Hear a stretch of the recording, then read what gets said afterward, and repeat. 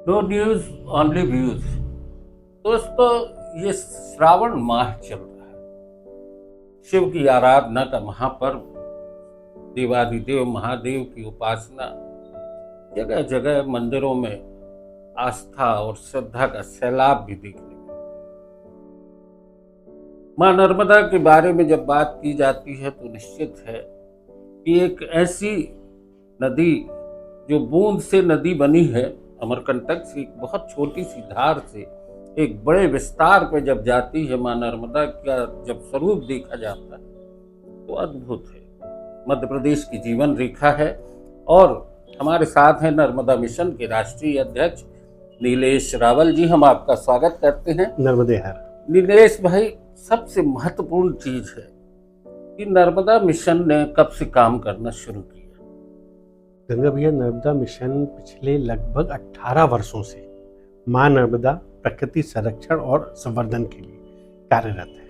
Narmada mission जो है वो परम पूज्य दादा गुरु की प्रेरणा से स्थापित और संचालित है और नर्मदा मिशन की पूरी टीम प्राण प्रण से प्रतिबद्ध है मां नर्मदा के शुद्धिकरण और संरक्षण के लिए। दोस्तों, एक चीज बताएं, जैसे कि दादा गुरु का नाम लिया तो 1733 दिन लगभग होने पे आ रहे हैं। वो निराहार हैं, सिर्फ नर्मदा जल ग्रहण करते हैं।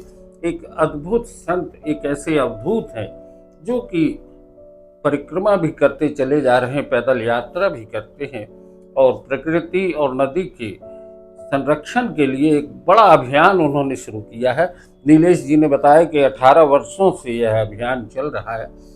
अभी तक हमारे बीच में जिस तरीके से मिशन ने काम किया है तो बहुत सी उपलब्धियां भी होंगी, बहुत से काम भी हुए होंगे।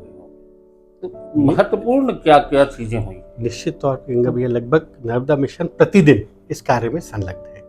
कुछ बड़ी चीजें या बड़े कार्य जो नर्मदा मिशन के माध्यम से प्रतिपादित हो पाए हैं। मां नर्मदा में पहले सीधे मूर्ति विसर्जन होता था। ये जो मूर्ति विसर्जन प्रतिबंधित होकर के कुंड में मूर्ति विसर्जन हो रहा है, ये नर्मदा मिशन की ही एक हाईकोर्ट में याचिका थी और जस्टिस लाहौटी के निर्णय के बाद पूरे देश की सारी नदियों के लिए लॉ बना। वर्तमान में हमारी एक पिटीशन माननीय उच्च न्यायालय मध्य प्रदेश में चल रही थी। उसमें मां नर्मदा के दोनों तरफ 300 मीटर तक नो कंस्ट्रक्शन जोन बनाने की बात थी। मूलतः इसके पीछे विषय वस्तु ये थी कि दोनों तरफ 300 मीटर का मतलब ये है, ये एक राइपेरियन जोन होता है। ये एक नदी का अपना खुद का एक इकोसिस्टम होता है। अगर हम मां नर्मदा का पूरा कंस्ट्रक्शन समझने की कोशिश करेंगे तो मां नर्मदा अमरकंटक से निकलने के बाद अनेक नदियां, 100-150 नदियां मां नर्मदा मिलती हैं। बहुत सारा अंडरग्राउंड वाटर जाकर के मां नर्मदा मिलता है और इससे मां नर्मदा का निर्माण होता है, नर्मदा आगे बढ़ती है। ये प्रक्रिया है। 100 से ज्यादा नदियां हम पूरे प्रयत्न करके बंद कर चुके हैं जो मां नर्मदा में मिलती थी। अब वो नदियां नहीं बची। तो नर्मदा में का जो मां नर्मदा में आने वाले पानी का जो सोर्स है वो धीरे धीरे घटता जा रहा है। दूसरा बड़ा सोर्स है अंडरग्राउंड वाटर सोर्स जो मां नर्मदा में मिलता है। जब आप मां नर्मदा के दोनों तरफ 300 मीटर तक कंस्ट्रक्शन करते हैं तो इस सिविल कंस्ट्रक्शन से अंडरग्राउंड वाटर सोर्स डिस्टर्ब होता है और ये पानी आना बंद होता है। एनजीटी के एक रिपोर्ट है कि मां नर्मदा में मिलने वाले अंडरग्राउंड वाटर सोर्सेस का 61% ऑलरेडी बंद हो चुका है। तो हम पूरी ताकत से मां नर्मदा का विनाश कर रहे हैं। अगर हमने ये छोटे छोटे कदम उठा करके आज भी इसको ठीक करने की कोशिश नहीं की, आने वाले दिनों के परिणाम अच्छे नहीं आने। तो हम जानते ही हैं। वैसे तो देखा जाए तो जो नर्मदा में नदियां मिलती थी उनमें से बहुत सी नदियां जो हैं वो या तो अब सूख गई हैं और या फिर वो दूषित हो चुकी हैं। तो ये बचाने की कोई मुहिम अभी तक हुई नहीं हुई। तो इस तरह के ये कानूनी लड़ाइयाँ थी। फिर इसके अलावा हमने जन जागरण किया। नर्मदा पट्टी के दोनों तरफ 20-22 जिले, महाराष्ट्र, गुजरात, उत्तर प्रदेश, यमुना पे बहुत सारा काम किया। दादा गुरु ने यमुना की भी पूरी पदयात्रा की। तो ऐसे बहुत सारे काम करके एक जन जागरण बनाने की कोशिश करी कि क्या पानी का महत्व है, क्या नदियों का महत्व है, ये लोगों को समझाने की कोशिश करी। तो ये बहुत समय तक जन जागरण चलता रहा। इसके लिए बहुत सारे सत्याग्रह किए, बहुत सारे आंदोलन किए। नर्मदा जी के दोनों तरफ लाखों की संख्या में, पौधे नहीं कह रहा हूँ मैं, पौधे नहीं, पौधे लगा करके लाखों की संख्या में हम उनको वटवृक्ष के रूप में परिवर्तित कर चुके हैं। आप जाकर के प्रत्यक्ष देख सकते हैं। उसका एक बड़ा उदाहरण है जहाँ हमारी कांवड़ यात्रा पहुँचती है कैलाश धाम मंदिर। उस पहाड़ी को आप देखेंगे, 15 साल पहले वो बंजर पहाड़ी थी। आज आपको वहां 25 से 30 हजार बड़े बड़े वृक्ष लहलहाते नजर आएंगे। ये नर्मदा मिशन की कुछ बड़ी उपलब्धियां हैं। एक और बड़ा अच्छा सेंटेंस है जो दादा गुरु ने बोला है, देव वृक्ष मूर्तियों की स्थापना। बिल्कुल ठीक है रंगा भैया। दादा गुरु का ये कहना है कि देव ही, वृक्ष ही ईश्वर है, प्रकृति ही ईश्वर है, ईश्वर का पर्याय ही प्रकृति है। तो दादा गुरु हमेशा ये प्रेरित कर रहे हैं कि आप वृक्ष को साधारण वृक्ष नहीं मान करके उनको देव वृक्ष मानो, देव वृक्ष मूर्ति मानो और उनको साक्षात ईश्वर स्वरूप मान करके उनका पूजन करें। जब हमारे मन में वृक्षों के प्रति ये भाव आ जाएगा ना, तो हमारे लिए प्रकृति और वृक्षों का संरक्षण संवर्धन बहुत आसान हो जाएगा। अभी दादा गुरु ने गुरु पूर्णिमा के दिन से एक नई मुहिम शुरू की है। पूरे मध्य प्रदेश में 1.25 करोड़ देव वृक्ष मूर्तियों की स्थापना। ये 1 साल का संकल्प है। अगले 1 वर्ष में दादा गुरु की प्रेरणा से नर्मदा मिशन पूरे प्रदेश में 1.25 करोड़ देव वृक्ष मूर्तियों की स्थापना करेगा और यह संकल्प लेगा कि केवल स्थापना नहीं, उनका संवर्धन करके उनको वटवृक्ष के रूप में परिवर्तित किया जा सके। यानी सिर्फ ये नहीं कि गड्ढा किया, एक पेड़ रोपा और भूल गए। हर व्यक्ति एक वृक्ष को देव मूर्ति की स्थापना करके उसको बड़ा होते हुए अपने हाथों से देखेगा और उसके संरक्षण के लिए काम भी करेगा। जैसा कि आपने कहा कि दादा गुरु की बात हम करते आ रहे हैं, देव मूर्तियों की भी बात की। अब संस्कार कांवड़ यात्रा एक बड़ा उत्सव बन चुका है मध्य प्रदेश का, तो ये माना जाए कि सबसे बड़ा उत्सव है और खासकर जबलपुर में इसकी शुरुआत भी दादा भगवान दादा गुरु के ही सानिध्य में हुई थी। 14 वर्ष बीत चुके, ये 15वां वर्ष। गंगा भैया, ये ना एक साधारण कांवड़ यात्रा की तरह नहीं, ये एक मिशन की तरह है, एक आंदोलन की तरह है। साधारणतया कांवड़ यात्रा में लोग कांवड़ में केवल जल ले जाकर के भोलेनाथ का अभिषेक करते हैं, ये सामान्य परंपरा है। कांवड़ की मूल परंपरा ये रही है कि श्रवण कुमार ने अपने कंधे पर कांवड़ उठाई, एक कांवड़ पे माँ, एक कांवड़ पे पिता को बिठा करके यात्रा करी।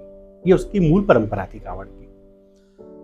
हम श्रवण कुमार की उसी परंपरा के वहन का प्रयास कर रहे हैं। हम कंधे पर कांवड़ उठा के एक तरफ पिता स्वरूप देव वृक्ष मूर्ति और दूसरी तरफ माता स्वरूप मां नर्मदा को लेकर के चलते हैं और उस जल स्वरूप माता से हम जाकर के भोलेनाथ का अभिषेक करते हैं और वो जो वृक्ष होता है हम उसको ईश्वर का आशीर्वाद मान के या ईश्वर स्वरूप उस वृक्ष को मान करके अपने अपने घरों में या जो भी एक सुनिश्चित स्थान होता है, जो समिति स्थान सुनिश्चित करती है, वहाँ पे उन वृक्षों का वृक्षारोपण करते हैं, उनकी देखभाल करते हैं, उनको ईश्वर की तरह पूजते हैं और कोशिश करते हैं कि वो एक बड़े वटवृक्ष रूप में परिवर्तित हो जाए। तो ये एक प्रकृति संरक्षण और संवर्धन का संदेश देने का आंदोलन है, ये केवल साधारण कांवड़ यात्रा नहीं है।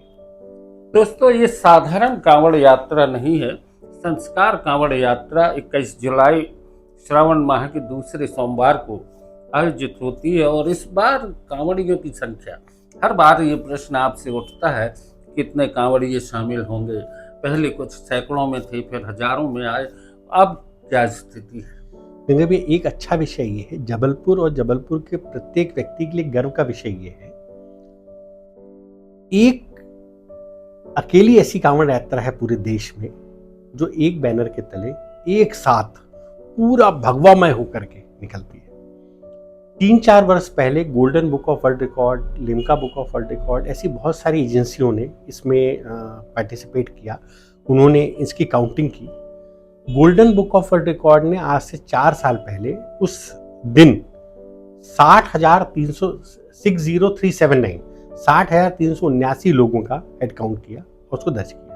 ये विश्व की सबसे विशालतम कांवड़ यात्रा में से एक मानी जाती है। अभी तक ये रिकॉर्ड दर्ज है। प्रतिवर्ष ये कांवड़ यात्रा स्वयं अपना रिकॉर्ड तोड़ती है। हर बार पिछली बार के मुकाबले अधिक लोग होते हैं। तो इसके बाद 60 के बाद और बढ़े और बढ़े और बढ़े। अब इस वक्त तो उसकी गिनती भी करना हमारे लिए बड़ा मुश्किल है, क्योंकि हम एक निमित्त मात्र हैं। इसका आयोजन तो मां नर्मदा स्वयं करती है, भगवान भोलेनाथ स्वयं करते हैं। बहुत लोग बिना रजिस्ट्रेशन के, बिना किसी इंफॉर्मेशन के, बिना जानकारी के उसमें शामिल हो जाते हैं। जत्थे के जत्थे लोग, बसों के बस, कारों के कारें आकर के उसमें शामिल हो जाते हैं। हमारे पास तो केवल उतनी संख्या होती है जितने हमारे पास रजिस्ट्रेशन होते हैं। तो रजिस्ट्रेशन 60,000 होते हैं, 70,000 होते हैं, 62,000 होते हैं, पर इसके अतिरिक्त भी उसमें हजारों की संख्या में लोग शामिल हो जाते हैं। तो उसकी संख्या का ठीक ठीक बता पाना बड़ा मुश्किल है, पर फिर भी 60,000 70,000 के ऊपर आदमी होता है इसका। बोल बम का उद्घोष होता है मां नर्मदा की तट, उमा घाट से लेके कैलाश धाम पटामर, वहाँ पे भगवान भोलेनाथ की प्रतिमा है और कैलाश धाम की पहाड़ी है। यहाँ पर देव वृक्षों को भी स्थापित किया जाता है। बड़ी संख्या में लोग आते हैं, महिलाएं भी आती हैं।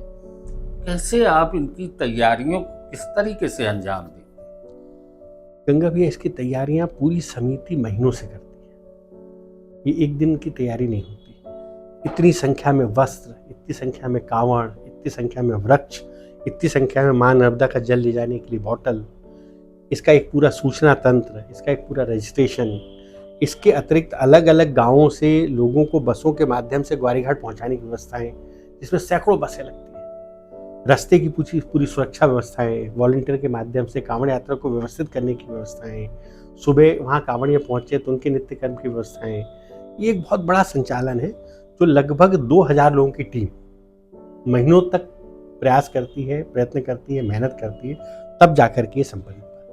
यानी एक कांवड़ यात्रा जब पूरी होती है उसके बाद फिर पूरे वर्ष तैयारियों का सिलसिला शुरू हो जाता है। दोस्तों, ये जबलपुर में संस्कार कांवड़ यात्रा जो निकलती है, ये सिर्फ कांवड़ यात्रा नहीं है, ये एक संदेश है प्रकृति के जुड़ाव का, धरती से जुड़ाव का, मां नर्मदा और नदियों के से जुड़े हुए इस भाव का, जो कि कहीं न कहीं हमारी आस्था का भी केंद्र है और एक साक्षात देव वृक्ष मूर्तियों की स्थापना का। हम अपने स्पर्श से जब पेड़ों को छूते हैं तो अपने आप एक स्पंदन हमारे भीतर होता है और एक ईश्वर की शक्ति कहीं न कहीं हमें एक दिशा देती है। नीलेश रावल जी ने बहुत अच्छी चर्चा की, हम आपको बहुत बहुत धन्यवाद देते हैं। एक बहुत खूबसूरत बात और आपको कहता हूँ, बाकी सब जगह जो कांवड़ यात्रा होती है और जो माँ नर्मदा के तट पर कांवड़ यात्रा होती है, इसका एक अलग और आपको विशेष महत्व बताता हूँ।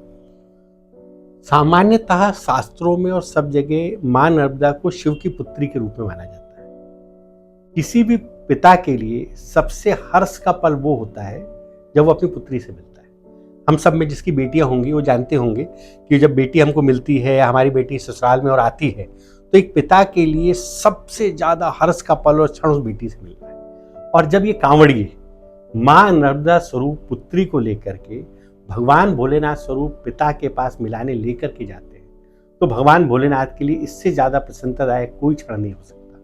और ये जो कांवड़िए आध्यात्मिक और धार्मिक स्वरूप में यात्रा करते हैं, इनके लिए भगवान भोलेनाथ को प्रसन्न करके एक पुण्य फल प्राप्त करने का इससे बेहतर विधान और मौका नहीं हो सकता। तो दोस्तों, 21 जुलाई को संस्कार कांवड़ यात्रा एक बार फिर अपने पिछले रिकॉर्डों को तोड़ेगी, ऐसी उम्मीद भी की जाती है और ऐसा यकीन है, भरोसा है कि आप सभी को हम बस इतना कहेंगे, इस कांवड़ यात्रा के आप भी साक्षी बनिए, आप भी कहीं ना कहीं इससे जुड़िए, क्योंकि ये एक ऐसा अभियान है जो कि सिर्फ एक धार्मिक अनुष्ठान नहीं, एक आंदोलन है प्रकृति से जुड़ाव का।